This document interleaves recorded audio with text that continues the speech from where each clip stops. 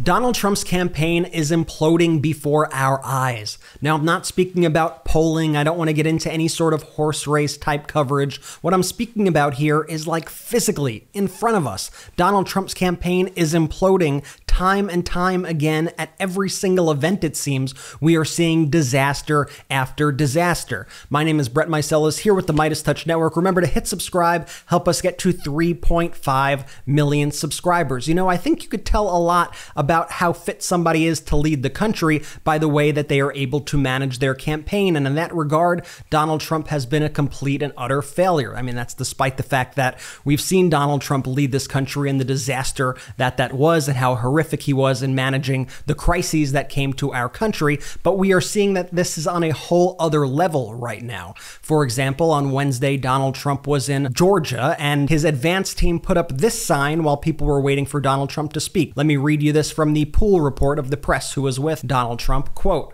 "In an awkward moment, the jumbo screens showed the wrong state with, quote, North Carolina welcomes President Trump instead of Georgia, forcing the crowd to whisper about the mistake." And these mistakes we keep seeing over and over again. And what it comes down to is that Donald Trump's team and Donald Trump are completely incompetent. I want to show you this post from Doug Landry. Doug Landry does advance work. He's done it for President Biden and many other politicians. Advance work, what that does is they basically prep the locations before the politicians go there to make sure that everything's okay, make sure everything's right, make sure the locations are the right size, the signage is correct, all that stuff. Doug Landry says the following: Trump's campaign is showing signs of extreme strain in the last days, driven by unsteadiness at the top of the ticket, declining crowd, struggles to fill rallies, audio-visual problems, audio failing at events, canceling multiple interviews in 1 week due to stamina. And I'll show you a few examples of that. Like at Trump's recent rally in Greensboro, North Carolina,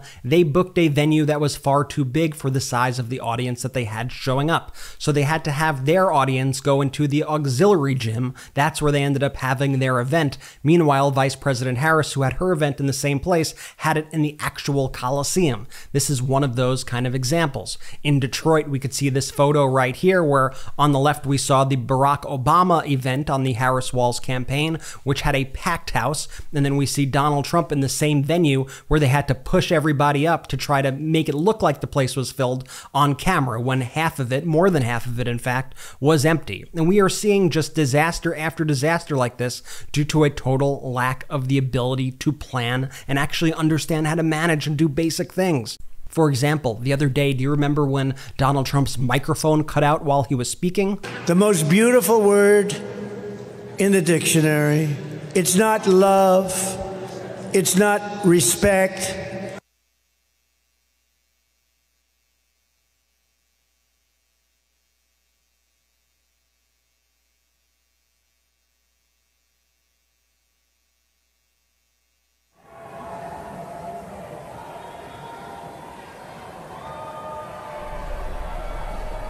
All right, as you guys can see there, some mic issues going on in Detroit, Michigan. And here's another angle of Trump's mic cutting out when he was just kind of waddling around on stage. And you'll see a sign that they had to put up that read "Technical difficulties, complicated business." Watch this.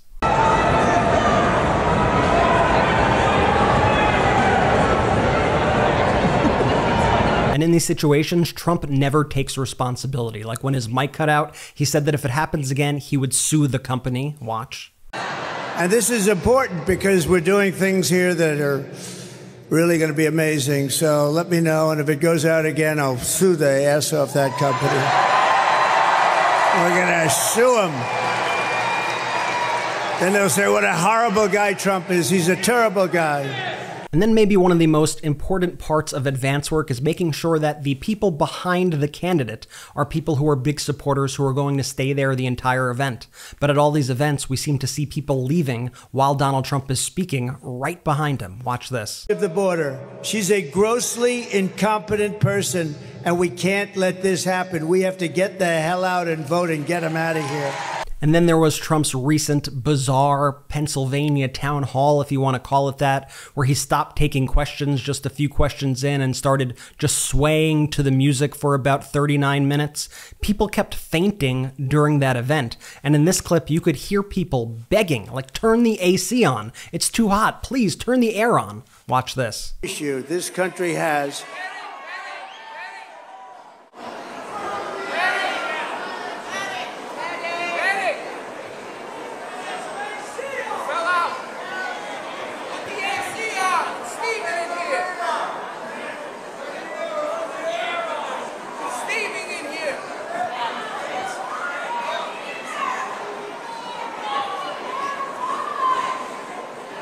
And that was an inside rally. Now let's look at Donald Trump's event in Coachella, California, where it was around 100 degrees, maybe even higher than 100 degrees. They did not take the appropriate precautions and people kept passing out.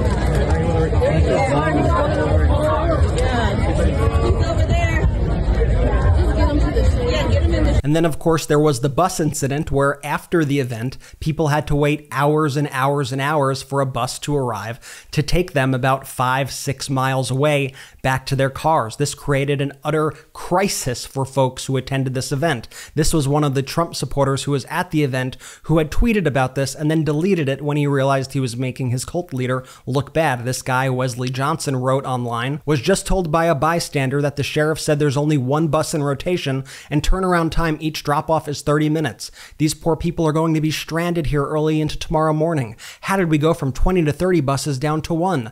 This needs to be investigated immediately. Then he tags Vivek Ramaswamy for some reason.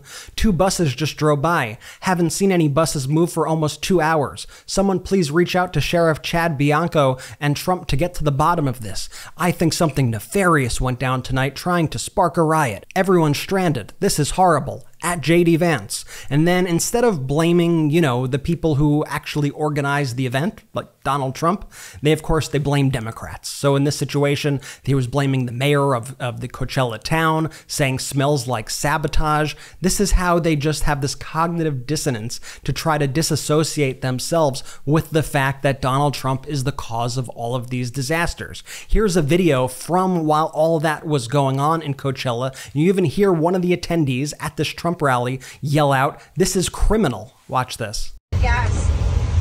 They had no gas, they had to. Oh my gosh. Yeah. You can't imagine how many people are still. There's so many people still here. I know. I'm trying to get people to come back. No, they.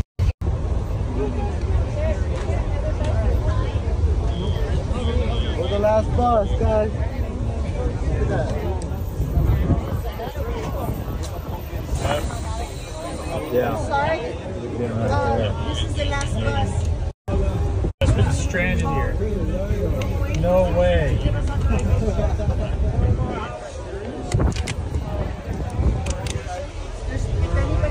No more buses are coming. No more. They just got noticed. I said, if you get any authorization, they can contact me or anything. Incredible. I didn't even know about this line. Yeah. No way. No, this is criminal. No. I didn't even know about this line. You see what I'm saying? It's just one disaster after the next, after the next, after the next. Like a couple weeks ago, do you remember when a sign fell on top of Donald Trump's teleprompter? Hey, I thought he didn't need teleprompters. Hawaii for Trump! Hawaii for Trump! California for Trump! My teleprompter people doing a great job. Thank God I don't use teleprompters too much. These people, they do a great job. No, I look at the teleprompter's totally gone. I say, what the hell happened? The sign fell on top of it. And Trump also struggled with his teleprompters in his Vegas rally back in June. And when that happened, he went back to his go-to, which is saying that he won't pay the contractors who helped him set up the event. He just came up. Are the teleprompters not working, sir? Not even a little bit. Great job. And then I don't pay the company that does it, right? And then I end up with a story Trump doesn't pay. I don't pay contractors that do a shitty job. And that's a shitty job. That's a shitty job. You can't read a word. But you know what? It usually ends up that the speech is better. It's crazy. Then they'll say, oh, isn't it terrible? Trump takes advantage of his No, I take great. When I have a good contractor or a subcontractor, nobody gets paid faster. But when I have contractors that do this kind of work, you can have them.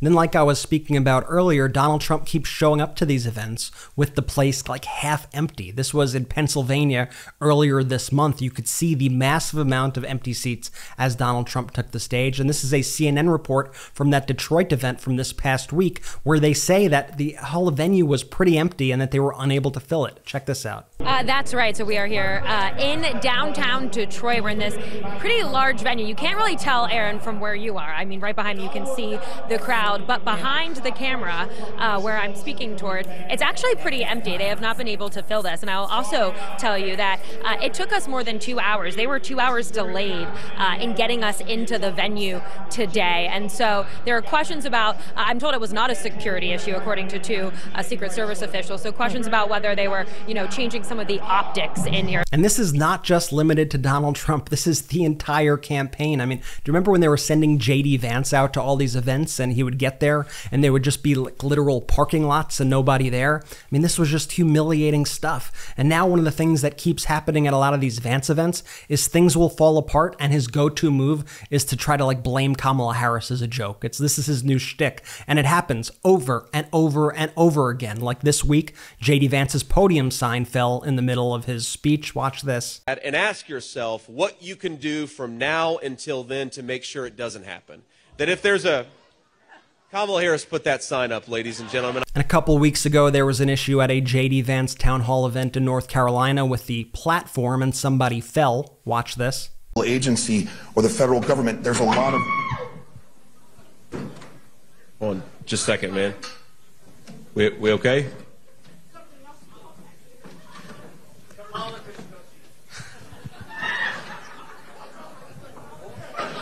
Kamala Harris built this platform behind us. That's what happened.